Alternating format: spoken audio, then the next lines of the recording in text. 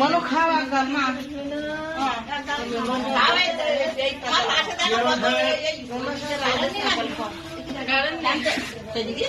দিদি আমি সামনে শুরু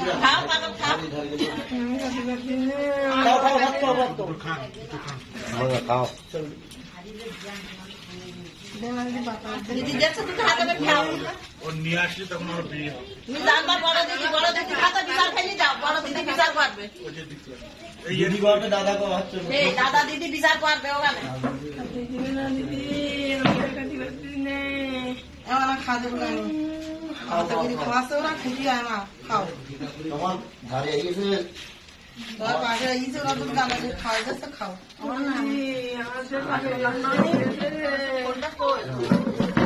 নৃত্য দিলাম যে ফোনটা নৃত্য করি নৃত্য করি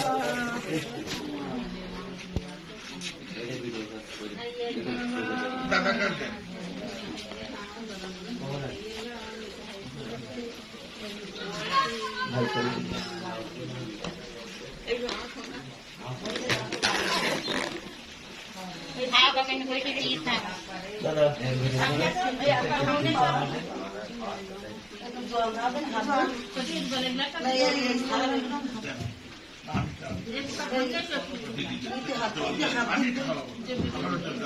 খাও খাও তোমার ভাই নিজে গেছে আর আমার বোন গেছে কোনো চিন্তা নেই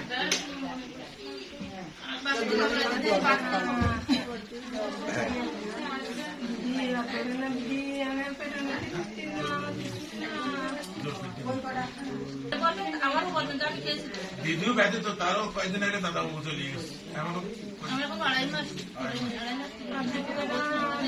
ইকবাল ফোন দেবে বিনপুর ইকবাল সংবাদ শুনে কালকেই আমি মানে ফেসবুকে পাইছি প্রথমে এত কান্নাকাটি এটা দেখে আমার সবাই বাড়ির সবাই এই সংবাদটা শুনে সবাই কেউ মানে গোটা বাংলাদেশ একটা মানে অশান্তির সৃষ্টি হয়ে গেছে। এইটা আমাদের একটাই কাম্য, সেটা হচ্ছে যাতে কোনো আইনের কোনো ফাঁকফোকরে কালো হাত যাতে না পড়ে,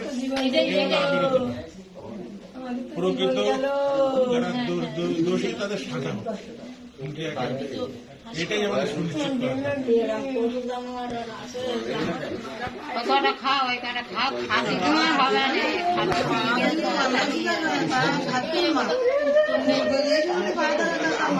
আমরা পাঠাই কাদের কাছে, বাচ্চাদের পাঠাই তো ওদের একটা মাস্টার যদি ছাত্র নিরাপদ না থাকে কোথায় দেবে?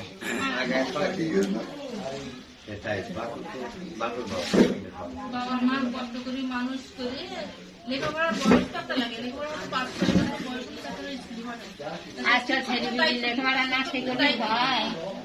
আর তাই যদি যারা বাবার মতন করে তারা শিক্ষা দিবে,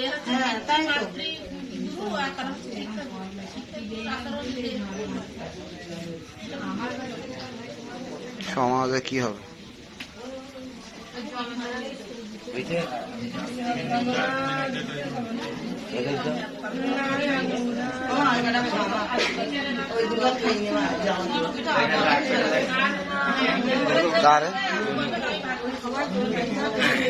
আপনার না ভিডিও করা হইয়া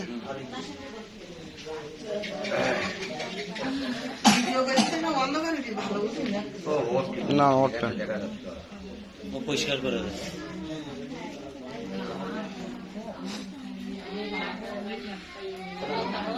আপনার মতো এখানে যারা আছে সবাই তো কারো না কারো না, সবাই চাচ্ছে এটা একটা সুনিশ্চিত শাস্তিমূলক, সবাই চাচ্ছে ফাঁসি হোক, ফাঁসি হোক, আমরা সবাই চাচ্ছি ওর ফাঁসি হোক। সবাই এই টোটাল এই বাংলাদেশের সব মায়েরাই এখন আর কোন মা বাবার বল খালি হলে কোন মা বাবা বলবে না যে ফাঁসি তো দিলাম না, আরো তো 5 জায়গায় 5টা স্কুলে এরকম হবে, এরকম তো ঘটতে পারে না, এরকম তো ঘটতে পারে। ভাই থাকতে হতো। এর একমাত্র শাস্তি ফাঁসি ছাড়া আর ওর ফাঁসি ছাড়া কোনো হয় হবে না। এর একদম হ্যাঁ, ওর ফাঁসি দিতে হবে। ফাঁসির উপরে ওর না যারা ওর সাথে জড়িত, তারা তো মেঘি একটা জ্যান্ত মানুষ মেরে দিয়া